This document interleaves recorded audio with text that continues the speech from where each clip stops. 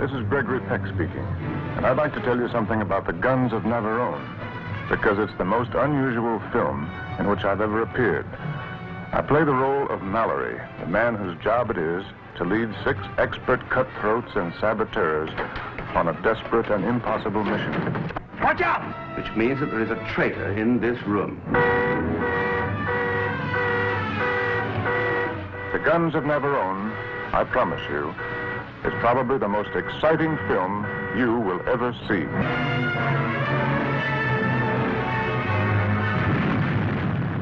Welcome along to Film Talk, Rabbit and Snail's Film Talk, that is, when we count down the 100 greatest films ever made, or at least the greatest films in our opinion, that is. And the contribution to our list this week comes from the wonderful Brian Reynolds, back from his many holidays. Thank you very much. It's great to be here and talk about my film. And your nomination for our top 100 greatest films of all time? Well, I do like my war films. So The Guns of Navarone, a big budget war movie, early 60s. I think it was a $6 million budget. It was a lot of money then. And they were really ripe, I think, Hollywood for a big blockbuster war film. And I think I first saw it, I was about 12 or 13.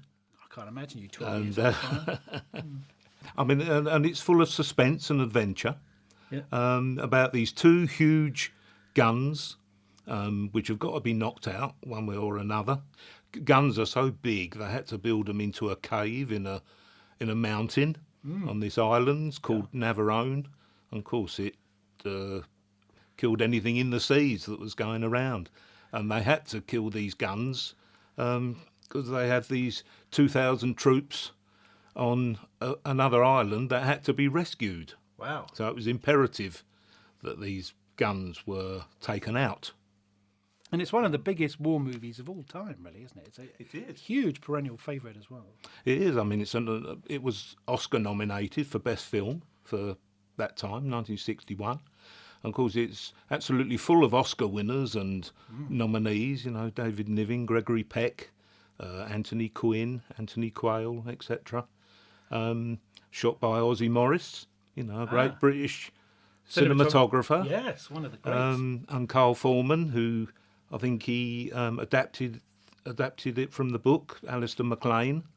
Yes, well, it's Alistair MacLean's second novel, and it was a huge international bestseller and ripe or absolutely perfect as a movie. So well, that's right. I mean, when I first saw it, you know, I came home and I thought, I'll look in the atlas and find this island in the Aegean Sea.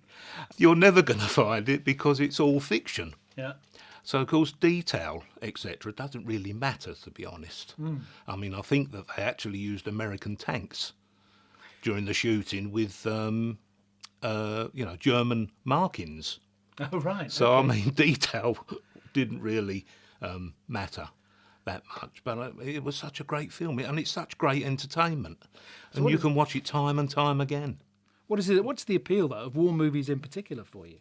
Well, I just like, we always normally win in the end, but it's the adventure and the suspense. You know, when they get caught, are they going to get caught? You know, and are they going to actually make their objective? Of course, they do, but it's the route to that objective.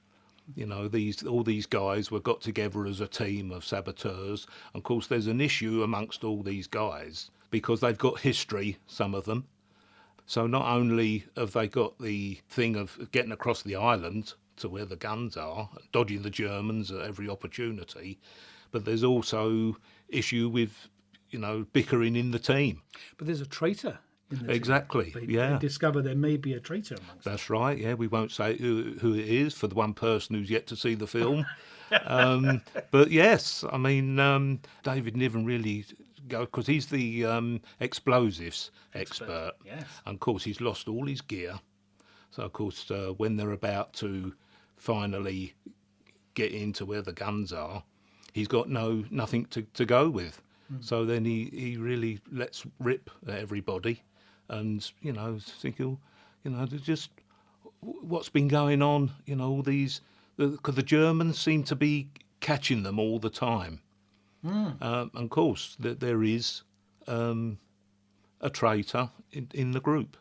And they do find out who it is, and they take very drastic action. They do, yeah. They have which is an amazing... That scene, I won't give too many details away because it's a really crucial scene, but the David Niven character, when they're exposing who they think the traitor might be, that's a really hard-hitting scene. It is, yeah, because he's a very reluctant guy. You know, he never wanted to be there in the first place. So, of course, tension's rising all the time. And Gregory Peck, you know, says to David Niven, you know, well, you know, you've had an easy ride up to now, but now you've got to do your stuff. And do it he does, and successfully. There's a lot of tension within the movie, right from the beginning. That's right. Because to get onto the island, they've got to climb up this perilous cliff face.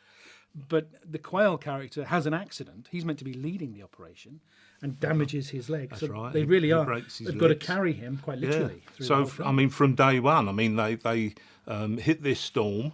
I mean, they've already knocked out a German motor torpedo boat as well, because the spotter plane sort of flew over them. So they've had to knock out this German torpedo boat. So of course they know that there's saboteurs in the area. And of course they have to scale this cliff. And of course the Mallory character, Gregory Peck character, he was a renowned mountain climber before the war. So, of course, that's why they got him in the team. Of course, one of the great things, Brian, is having a nice bit of memorabilia as well. And he brought something, what have we got today? This is George McKell. Well, I was absolutely astounded when me and Phil were at a film fair one time, and there was another chap there who come round to look at our stuff we had. Because I never thought I would ever meet anyone who was in the film Guns of Navarone. And this chap came along looking at our stuff, and I think his son was with him, and he said he was an actor. So I said, oh, did you ever do a Hammer picture? And his son said he was in the Guns of Navarone. And I was astounded. Wonderful. And had a lovely chat with George McKell. And I went over to his table. He was signing photos, etc. Of course, I knew... Because he'll be well in his 80s now, but what a lovely guy. And we had quite a little chat, and it was lovely, and I was thrilled to think I'd actually met someone who was in the Guns of Navarone, and he signed this lovely photo for me. And, you know, because it's a bit of a joke with me, you know, when I go to people, friends, and they're flicking through their television, the channels, and I say, oh, see if you can get the Guns of Navarone. Well, it's always on, isn't it, somewhere? Yeah. Somewhere Of course, in the world, they're always showing the Guns of Navarone. when George comes in the room, I always say, now, George, behave yourself. Now, but he never takes any notice. And it's great. Yeah, we had a lovely chat. Smashing guy. What a great bit of memorabilia. It Fantastic. is, yeah. That's it. Wonderful. But the Guns of Navarone, that's our reason for this particular film talk. And if you're going to give it a score out of 10, what would you? Well, it's got to be 10 out of 10 for me, for everything, really. And you can watch it time and time again. And although you know what's coming, it's just great entertainment. Of course, I was stunned to actually find out that they replaced the director. They just got into beginning to film on roads. It was shot on roads. And J. Lee Thompson, I think, Carl Forman got in because it wasn't working right at the beginning, and he replaced the director. Wow! And I think Carl Forman, I can remember seeing an interview with him once. He said that he had seen J.